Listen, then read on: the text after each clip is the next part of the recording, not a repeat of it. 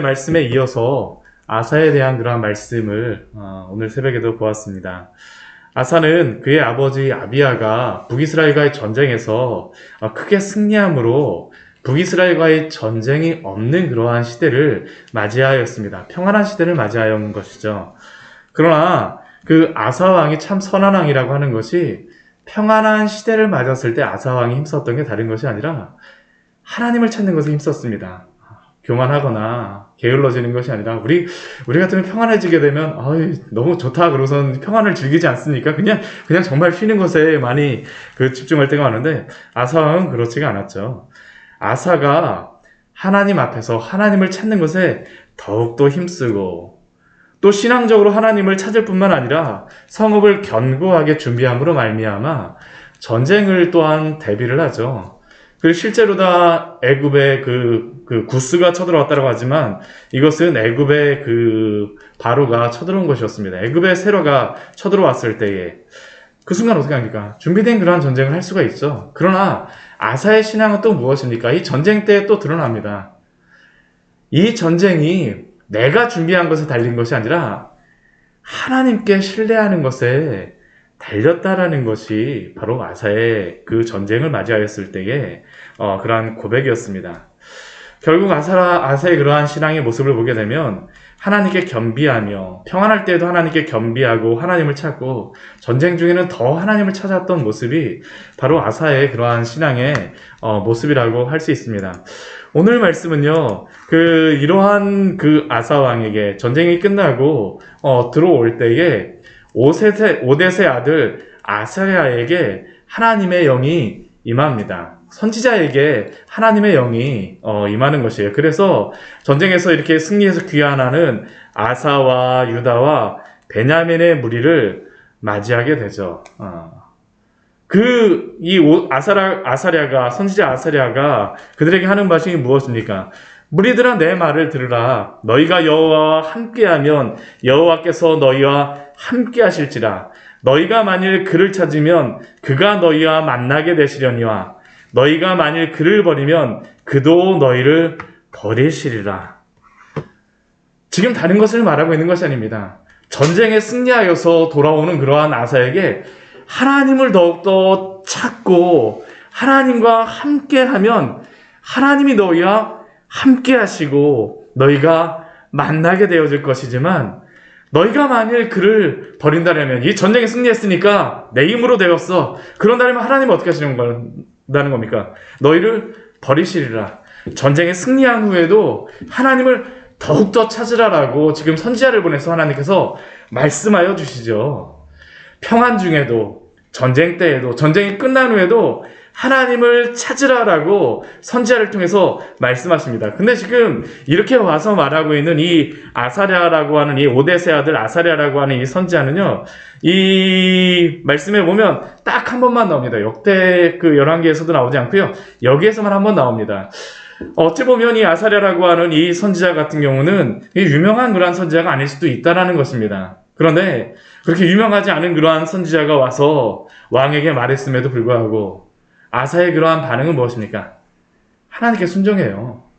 이 하나님의 뜻에 따라서 나라를 다스리는 왕의 그러한 의미는 무엇입니까?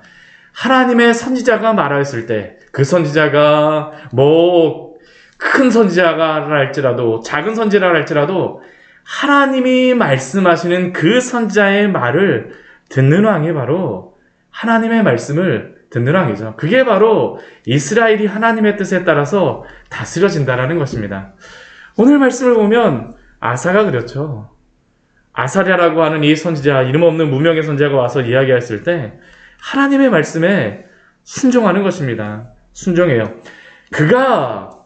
아사랴 선지자가 와서 또 말하는 것이 무엇입니까? 오데시라고도 뒤에 선지자 이름을 말하는데요. 그 선지자가 와서 무엇을 말합니까?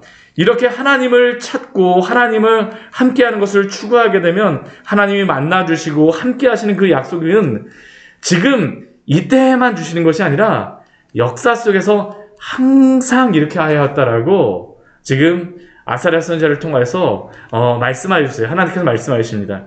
이스라엘 역사 속에서 하나님을 떠났던 때가 있습니다. 그러한 때 그러한 상황이 무엇이게? 우리 3절 말씀을 보게 되면요. 하나님을 떠날 때에 그 상황들을 이렇게 말합니다.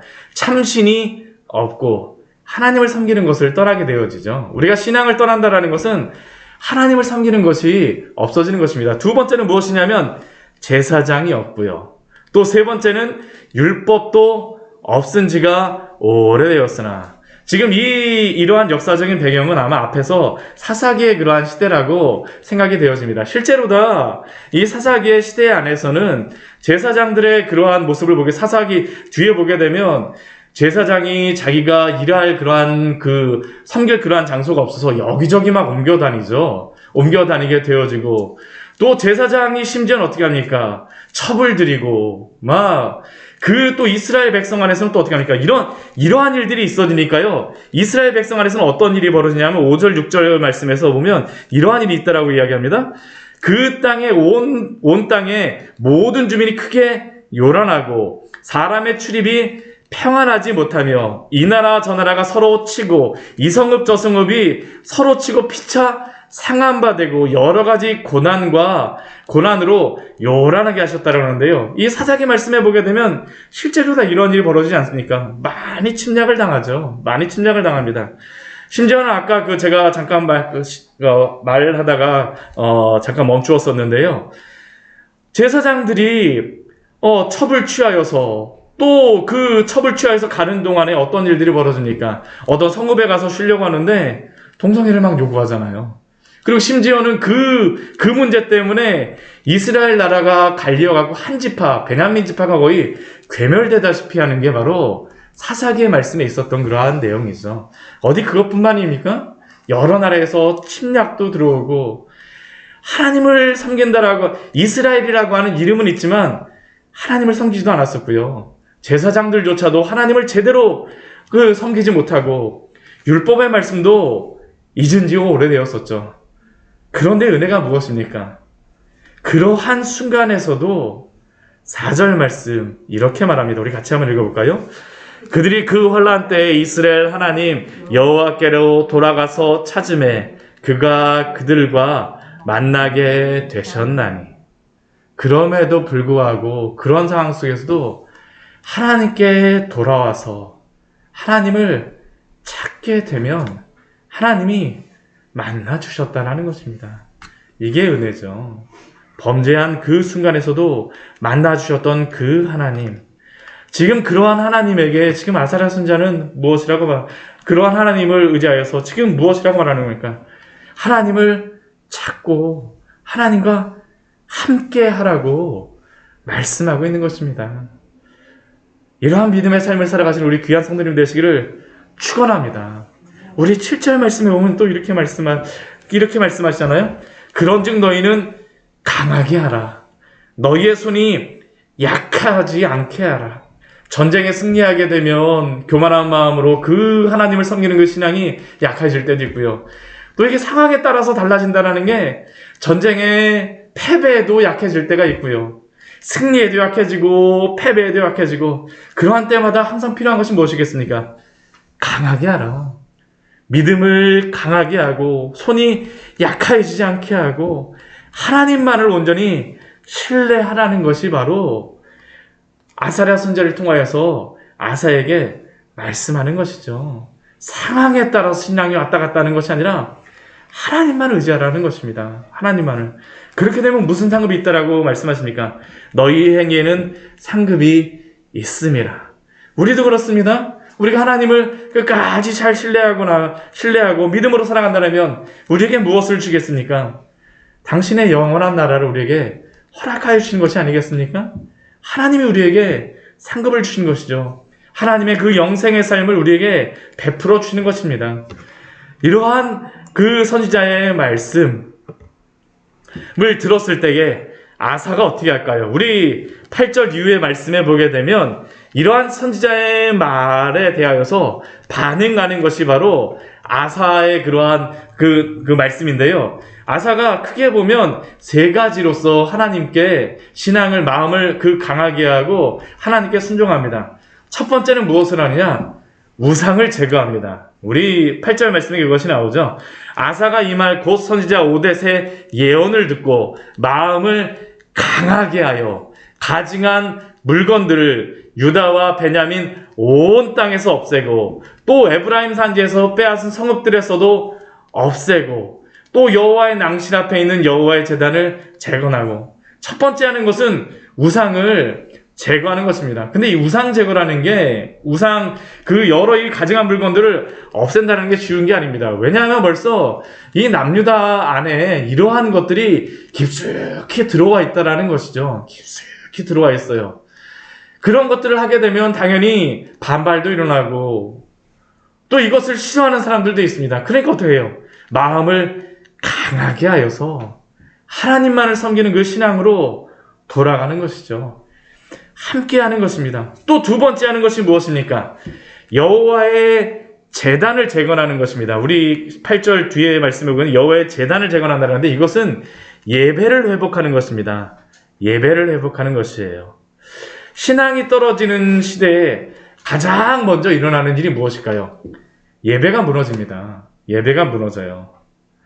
지금 남유다의 이전 왕들이 여러 좋은 모습, 앞에 르호보암도 좋은 모습도 보여주고요. 또 그의 아버지 아히야도 전쟁에 승리하는 모습을 보여주었었지만, 그런데 지금 상황은 어떻습니까?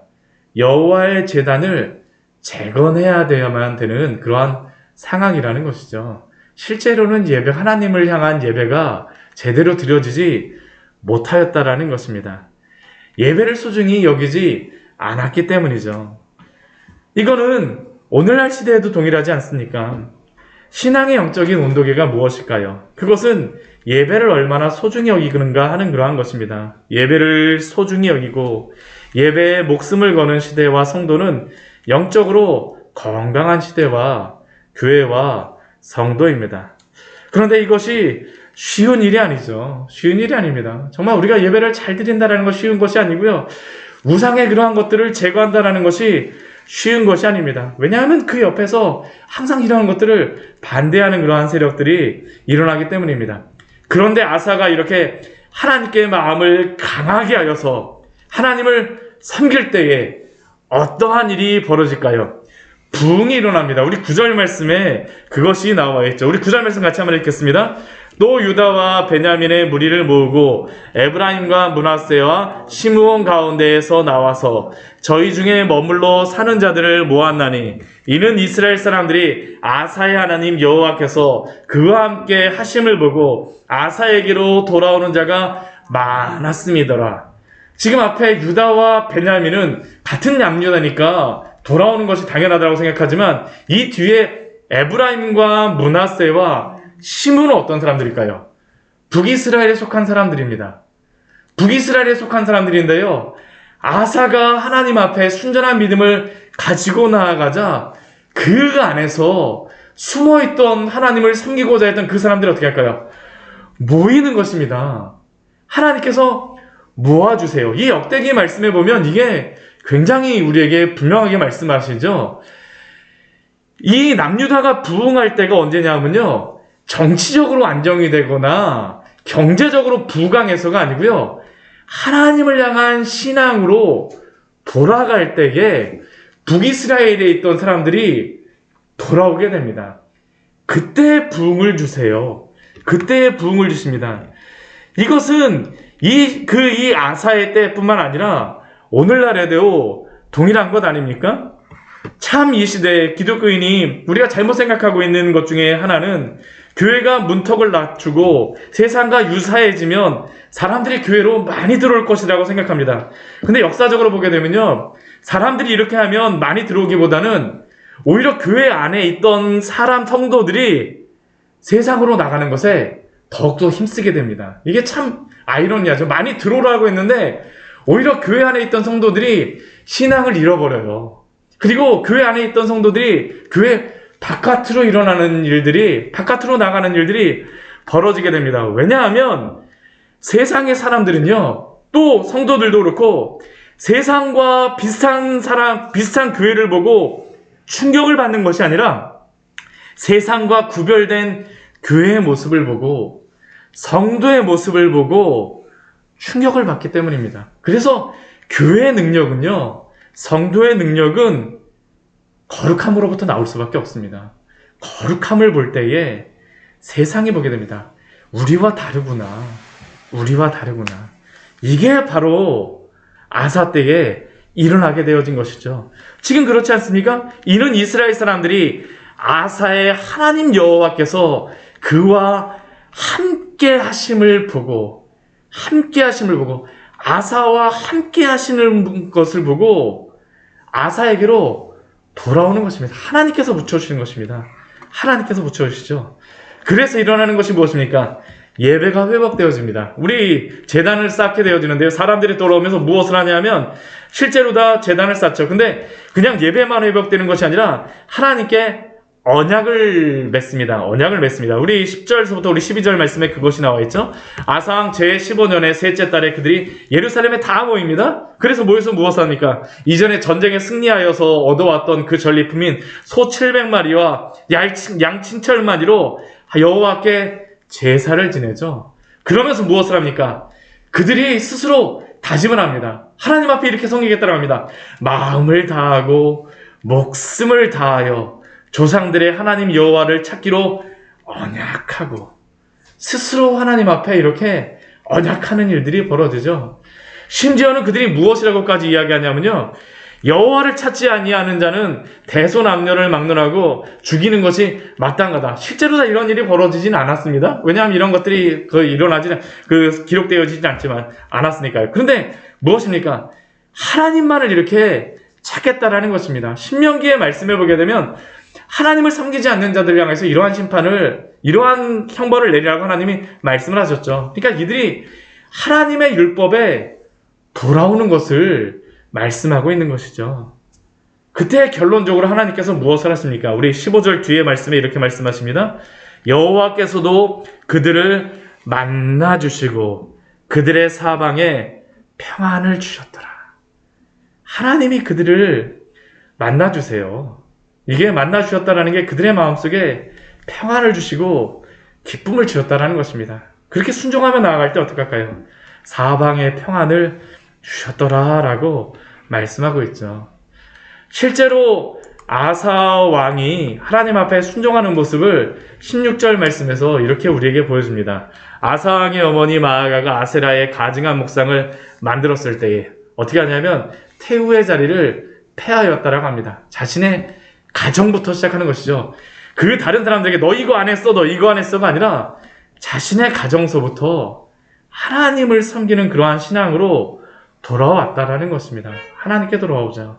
우상을 찢고 빻아 기드론 시냇가에 불살랐으니. 우리 19절 말씀에 보면 무엇이라고 말씀합니까? 우리 같이 한번 읽어보도록 하겠습니다. 이때부터 아사왕 제35년까지 다시는 전쟁이 없으니라. 하나님께서 지켜주셨다라는 것을 우리에게 보여주시는 것입니다. 사랑하는 성도 여러분, 하나님을 찾으십시오. 하나님과 함께 하십시오. 하나님을 추구하십시오. 평안은 하나님이 주시는 것입니다. 아사함을 통해서 우리에게 그것을 보여주고 계시죠. 오늘도 하나님과 함께하며 하나님을 찾으며 나아가는 우리의 발걸음에서 하나님이 함께 하시는 그 기쁨이 충만하게 넘치는 그 복된 삶 되기를 축원합니다. 같이 기도하도록 하겠습니다.